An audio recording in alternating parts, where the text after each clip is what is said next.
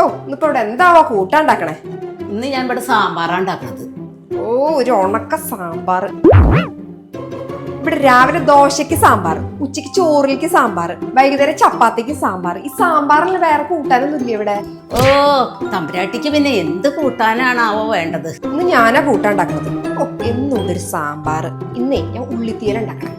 പിന്നെ ഒരു ഉള്ളിത്തീയല്, നാളികേരത്തിനൊക്കെ എന്താ വില? അതിനിപ്പോ എന്റെ ഭർത്താവല്ലേ നാളികേരം മേടിക്കണത്, പിന്നെന്താ പ്രശ്നം? പ്രശ്നമുണ്ട്. നിന്റെ ഭർത്താവേ എന്റെ മോനാണ്, അവന്റെ കാശാ പോണത്. ഓ ഈ കല്യാണം കഴിച്ച അന്ന് തുടങ്ങിയതാണ് ഈ അമ്മായിമ്മയും മരോളും. ഓ ലോകത്തില്ലാത്തൊരു അമ്മയും മോനും വന്നിരിക്കണം. അതെ, ഞാൻ എന്റെ മകന്റെ കല്യാണം ക്ഷണിക്കാൻ വന്നതാ. എല്ലാവരും നേരത്തെ വരണം കേട്ടോ. അല്ലേട്ടാ, നിങ്ങൾ ജാതകം നോക്കിയിട്ടാണോ കല്യാണം കഴിപ്പിക്കണേ? ജാതകം നോക്കിണ്ട്. മോനും മരുമകളും 10ലും 10 പൊരുത്തം. ചേട്ടാ, അനുഭവം കൊണ്ട് പറയാണ്, ചെക്കന്റെയും പെണ്ണിന്റെ എല്ലാ ജാതകം നോക്കണ്ടേ, അമ്മായിമ്മയുടെ മരുമകളുടെയാണ് ജാതകം നോക്കണ്ടേ. ശരിയാണ്, ഇന്നത്തെ കാലത്ത് അമ്മായിമ്മയുടെയും മരുമകളുടെയും ജാതകം തന്നെയാ നോക്കേണ്ടത്.